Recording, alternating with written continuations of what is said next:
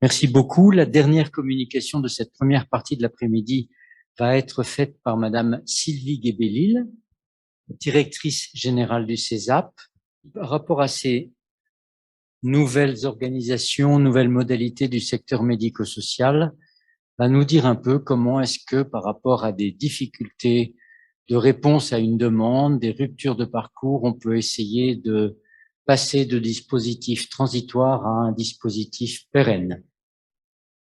Merci, Madame Guébélil. Bonjour à tous.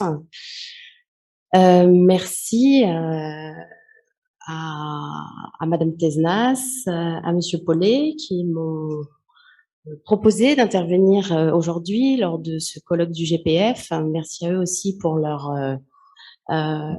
guidance pour intervenir en effet sur cette, on va dire un peu synthèse de l'après-midi qui concerne ces nouvelles portes d'entrée qui vous ont été exposées avec brio par les différents intervenants, mais aussi quelque part une question qu'on sent bien au travers de tous ces nouveaux dispositifs assez récents, qui est la question de comment tout cela devient-il pérenne.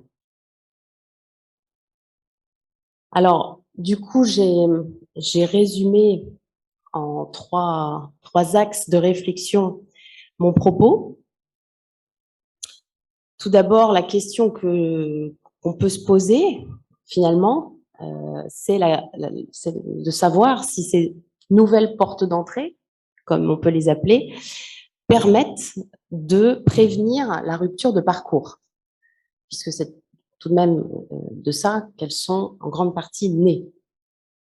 Ensuite, on peut s'interroger sur la manière dont les familles et les gestionnaires actionnent les nouveaux outils qui sont à leur disposition. Le font-ils avec facilité? Comment ça se passe? Et puis, enfin, il me semble important qu'on ait un petit point d'ancrage aussi sur la question de ces politiques publiques et en quoi elles sont suffisamment ou pas relayées, soutenues par les pratiques contractuelles, je pourrais dire aussi tarifaires, et les droits des personnes qui, il me semble évident, doivent évoluer également.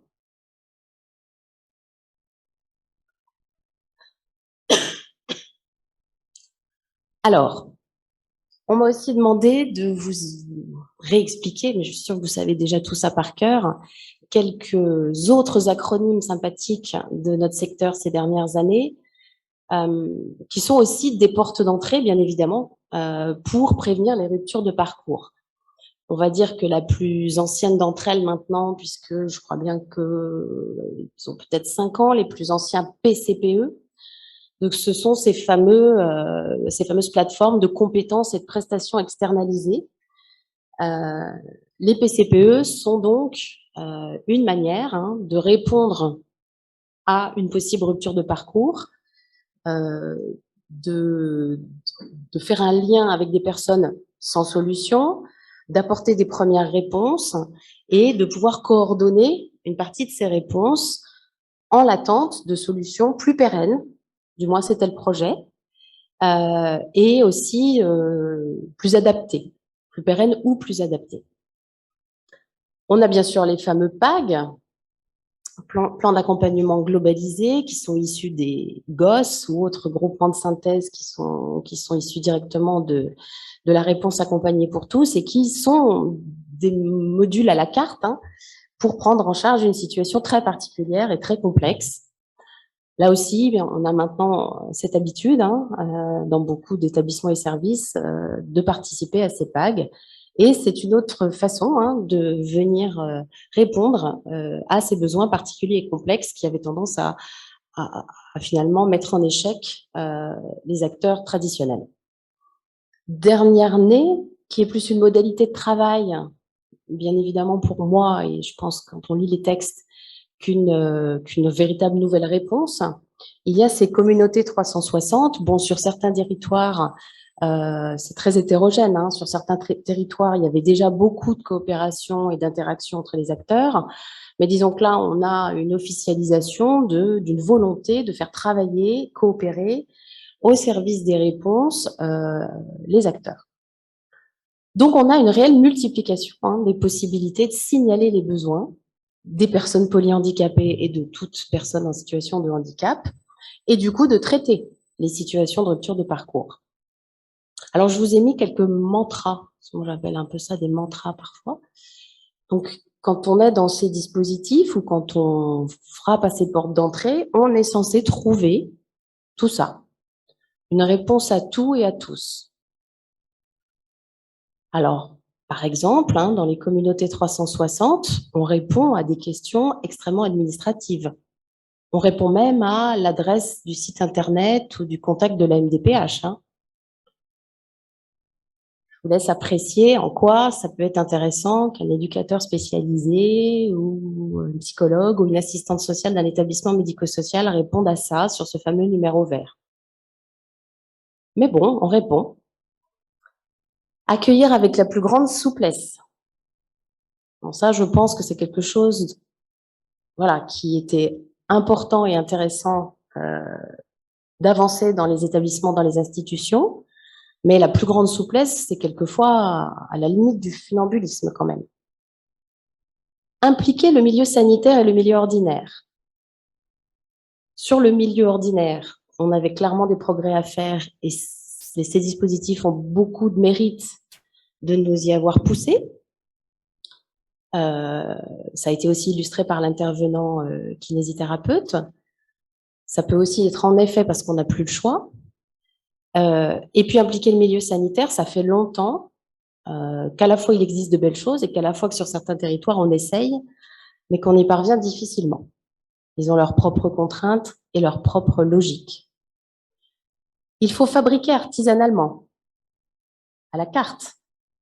Vraiment, on sort de la logique de la production, pardonnez-moi ce terme incongru, dans le champ du handicap, mais néanmoins qu'une institution génère par elle-même et par essence, avec un collectif de travail, un collectif qui vit ensemble, une organisation qui, même si elle essaie de personnaliser l'accompagnement et si elle le fait, a quand même tendance, voilà, à proposer des choses assez communes et collectives au groupe. Bon, là, on est vraiment sur ces nouveaux dispositifs, sur ce à la carte. Co-construire des réponses de type repeat chain. Alors, je me suis amusée à inventer ça hier soir. Alors, vous connaissez les blockchains. Voilà. Donc, pour moi, c'est un peu la même logique. En fait, il s'agit de sécuriser, de nous sécuriser entre nous. Donc, en fait, c'est comment on organise le répit du répit de l'aidant. Un peu si on allait au bout de la logique de la chaîne.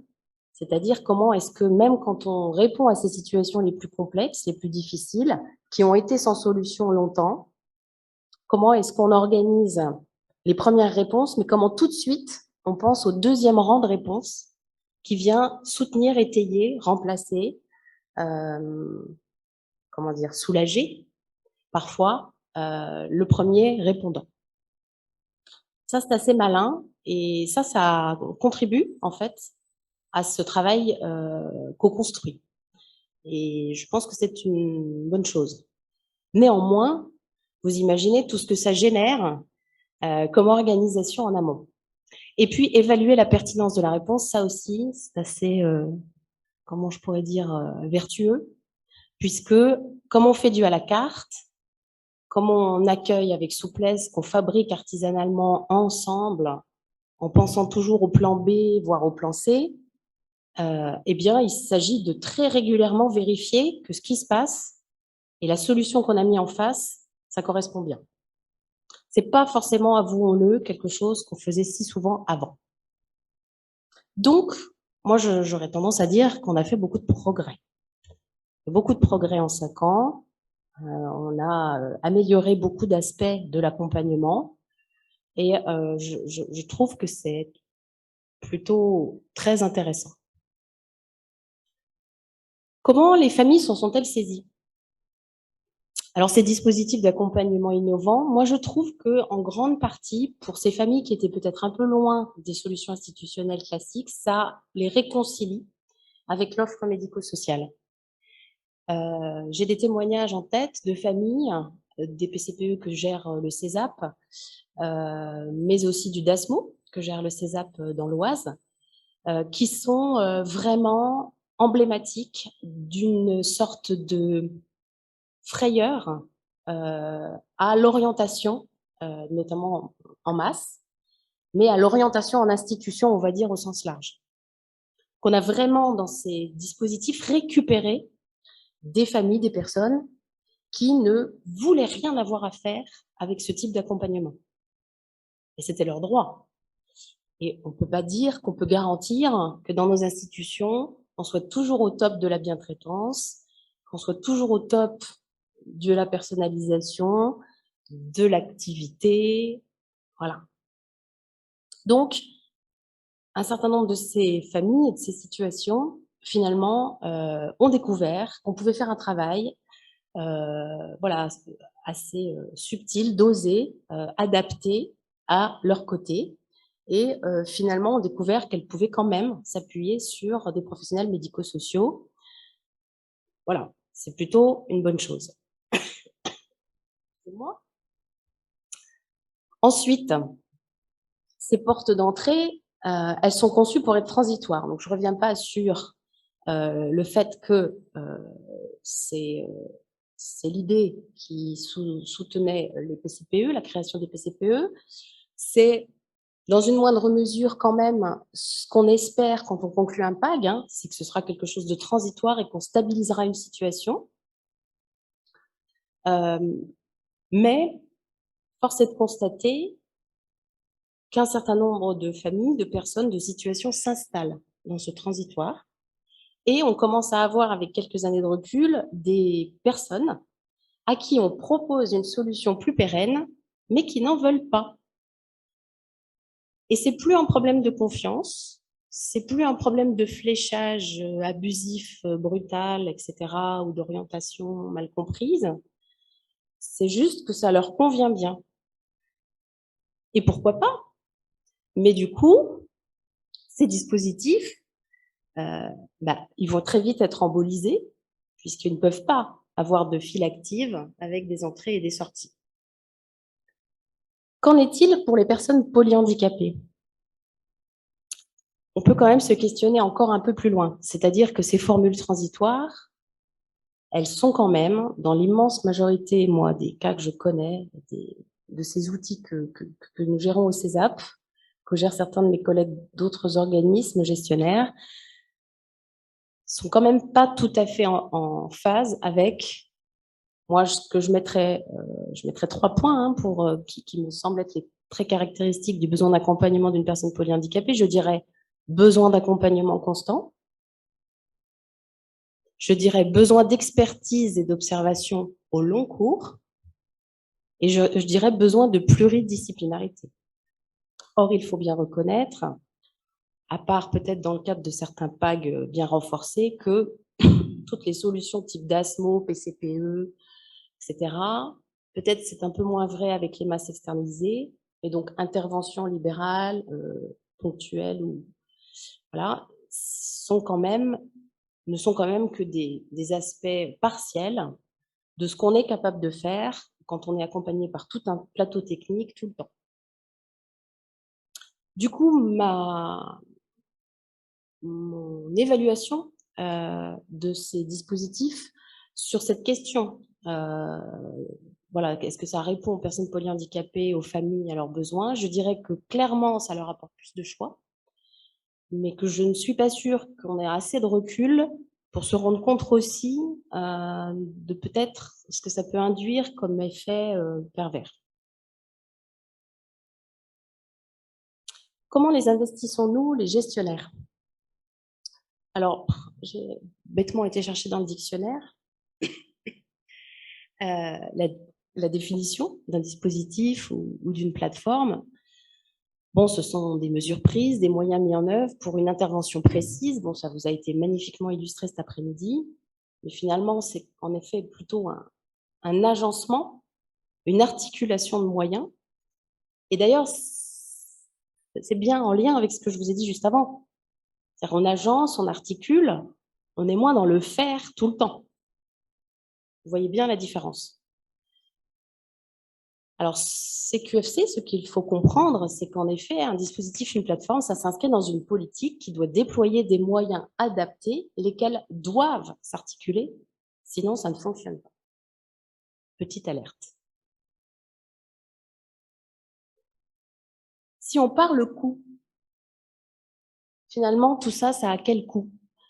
Est-ce que c'est déterminant? Est-ce que c'est intéressant de regarder ça? Bah, sûrement, c'est toujours intéressant de le regarder. Je ne sais pas si vous savez que le coût annuel d'une place en masse externalisée, c'est autour de 130 000 € annuel. Pour la petite histoire, c'est plus cher que le coût annuel d'une place en masse tout court. Polyhandicap, de vrais polyhandicap. Les prestations peuvent aller jusqu'à 55 heures par semaine au domicile, en incluant des nuitées. Le coût annuel d'une place de DASMO, ben c'est très différent, 40 000 €. Et là, on va sur des prestations qui vont jusqu'à 17 heures par semaine maximum. Je vous laisse réfléchir à toutes ces données. Et dans la réalité, qu'en est-il pour le gestionnaire?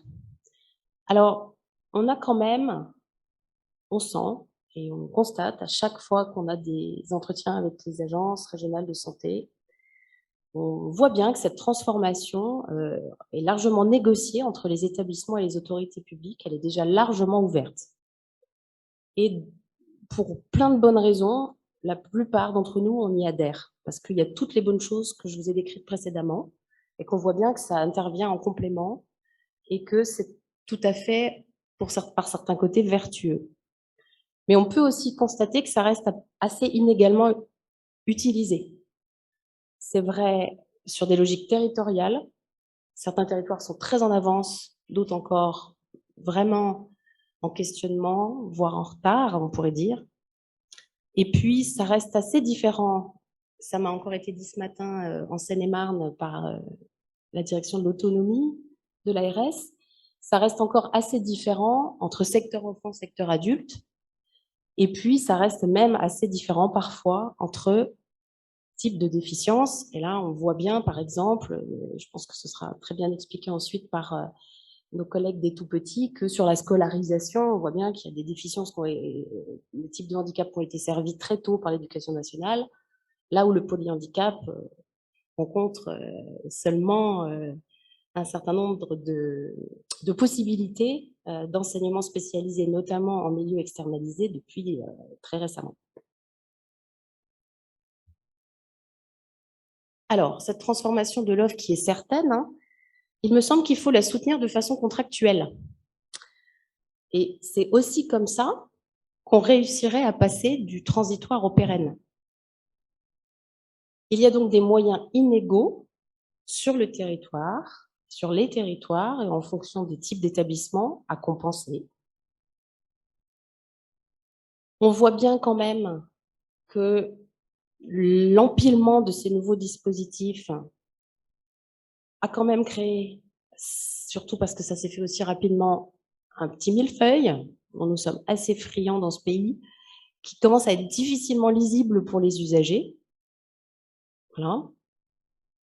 Ensuite, on a des autorisations administratives qui continuent de manquer de souplesse, même si on a des décrets qui nous permettent de faire certaines choses, comme le décret des nomenclatures de 2017. Mais, par exemple, permettre à tout établissement d'offrir un accueil temporaire ou d'intervenir au domicile des personnes qui l'accueillent habituellement. Tout simplement, si on avait des autorisations faites comme ça, voilà. Ensuite, la coopération, l'articulation des moyens et des partenaires dont j'ai parlé tout à l'heure, ça ne se décrète pas. Et puis, bien évidemment, vu la tension qu'on connaît sur nos métiers, sur les recrutements, il est évident qu'on nous met dans une situation concurrentielle de fait. Donc, ça nous demande de dépasser ça. Nos ressources humaines sont fragilisées. Bon, je pense que vous en avez eu quelques échos. Je ne vais pas y revenir, mais ça a été dit. Vraiment fragilisées aussi par cette crise sanitaire, mais bien sûr pas seulement. Et il me semble que on s'est peut-être interdit, mais aussi parce que il reste une forme de justement d'organigramme type, de conception très académique et très classique, conventionnelle dans nos métiers. On s'est peut-être interdit de penser à des métiers ou à des formations. Alors j'ai mis à inventer rapidement, c'est dans notre secteur, hein. Je pense qu'ils existent déjà, mais on s'est peut-être interdit d'avoir recours à d'autres métiers, à d'autres professions. Et je ne dis pas ça uniquement pour colmater les rustines. Bien évidemment qu'on devrait plus se servir des nouvelles technologies, mais ça ne se décrète pas. Il faut des formations, il faut une aptitude, il faut une aisance. On parle beaucoup de qualité de vie, mais en réalité, voilà, peut-être qu'on n'a pas forcément besoin, surtout ne prenez pas ça pour une attaque contre ce métier-là, que je respecte beaucoup, mais pas forcément besoin de psychologues, mais peut-être de gens qui sont un petit peu plus, alors c'est un mot galvaudé, mais des coachs de vie, et aussi des gens qui sont en capacité de nous aider à évaluer ce qu'on fait. Alors, moi, je crois beaucoup, hein, surtout dans le polyhandicap, à un équipement hein, de nos établissements, mais aussi des domiciles, en domotique et robotique, bien évidemment sans avoir vocation à remplacer l'humain, mais on voit bien que ça pourrait rendre un certain nombre de services quand même. Les animateurs de vie sociale, bon, voilà, c'est pas exhaustif, et puis vous pourrez poser des questions ou proposer d'autres choses quand on discutera. Alors, qu'en est-il des droits à renforcer ou à contractualiser? Merci. Je crois qu'un médecin a vu que j'étais malade. La procédure d'orientation devant la CDAPH, elle est trop peu participative. Elle est vraiment encore, pour le coup, assez conventionnelle et bâtie sur un modèle, il me semble, un peu ancien. Et alors, là, je vous ai mis 4 points que je n'ai pas sourcés, mais je vais vous le dire, qui sont issus d'un rapport de l'Inspection générale des affaires sociales, pour lequel le président du CESAP a d'ailleurs été auditionné, et qui vient de sortir. Voilà, qui vient de sortir hier, qui a été remis à Madame Cluzel. Et dedans, on trouve un certain nombre de choses que nous avons défendues en discutant avec eux d'ailleurs, et notamment cette question d'évoluer vers une décision globale d'orientation, concomitante de l'examen des droits. C'est vrai qu'on nous dit de ne pas travailler en tuyau d'orgue, on nous dit d'être fluide, on nous dit d'être modulaire, on nous dit, voilà, et tout ça c'est extrêmement important, c'est très bien, et c'est très certainement ce que souhaite une immense majorité des familles et des personnes. Et on est toujours sur des notifications un peu traditionnelles, où même s'il y a des avancées dans certains territoires, c'est toujours pas la règle principale.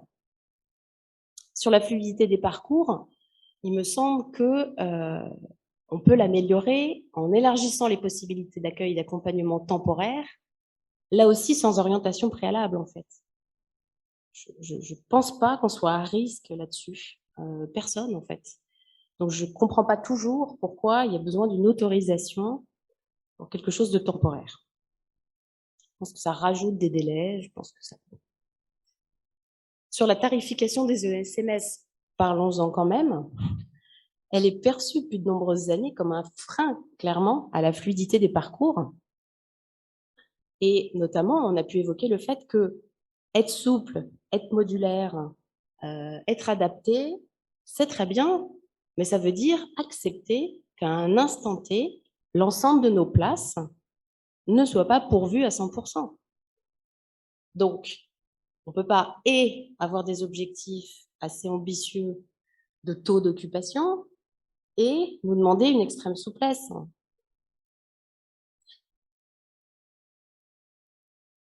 Ensuite, peut-être quatrième point que je voudrais soulever devant vous, c'est la question du désenclavement, parce qu'on parle beaucoup de désertification médicale, mais je pense qu'on a aussi des réalités d'établissements isolés.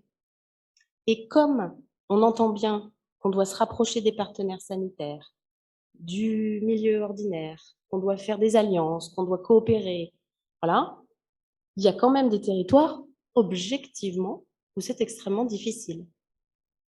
Et puis, c'est pas très inclusif, hein. Ou alors, il faut vouloir aller habiter la campagne très loin. Mais ça a aussi son coût, hein.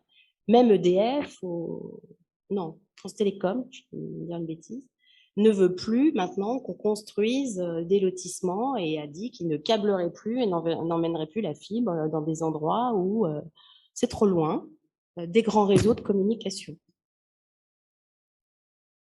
Donc, ça veut dire pouvoir accompagner la transformation patrimoniale des établissements, à mon avis. Il y a des gestionnaires qui le peuvent, il y en a qui ne le peuvent pas, qui n'ont pas les fonds nécessaires tout seuls. Voilà, j'ai essayé de vous dresser un petit peu, à partir de ce qui a été très bien dit et très bien expliqué avant moi, les freins, les points très positifs, mais aussi les freins qui nous semblent encore exister à l'ensemble de ces solutions, nouvelles portes d'entrée. Et on reste avec cette question un peu lancinante, hein. Comment adapter ces solutions transitoires et valider que ces changements rapides à l'échelle de l'histoire médico-sociale, très rapides, correspondent bien à la temporalité, en plus très particulière, des personnes polyhandicapées, qui a plutôt une temporalité longue. Et puis, comment passer du transitoire au pérenne? Alors, Marie-Christine Tesnas me disait, ou m'écrivait à juste titre qu'en préparant ce colloque, elle avait pleinement conscience qu'on était déjà et depuis des années dans une militance tout à fait juste sur le nombre de places, voilà, qui est quelque chose qui est avéré et reconnu même par nos tarificateurs dans certains territoires. Et puis, chemin faisant, et de mois en mois, à la pénurie de places s'ajoute la pénurie de professionnels. Donc, inutile de vous dire que la question de passer de transitoire au pérenne est quand même plus que jamais inquiétante et n'a pas, pour moi, de réponse et de solution magique à l'heure où on se parle. Peut-être pouvons-nous nous dire qu'on vit la fin d'un cycle et puis que, voilà, il y aura autre chose de plus stable dans quelques temps. Et puis, pour recentrer principal objectif de tous nos échanges, toujours autour des personnes qu'on accompagne, et même si c'est en mode dégradé par moment, il me semble que la question qui continue de nous animer, c'est de savoir si, faisant tout ça, et avec ces nouvelles portes d'entrée, on a quand même avancé en direction de l'autonomie, de l'autodétermination, de la citoyenneté, de l'inclusion des personnes polyhandicapées. Et j'ai envie de terminer sur une note très optimiste et de vous dire que oui, je crois que quand même, nous avons bien avancé. Merci.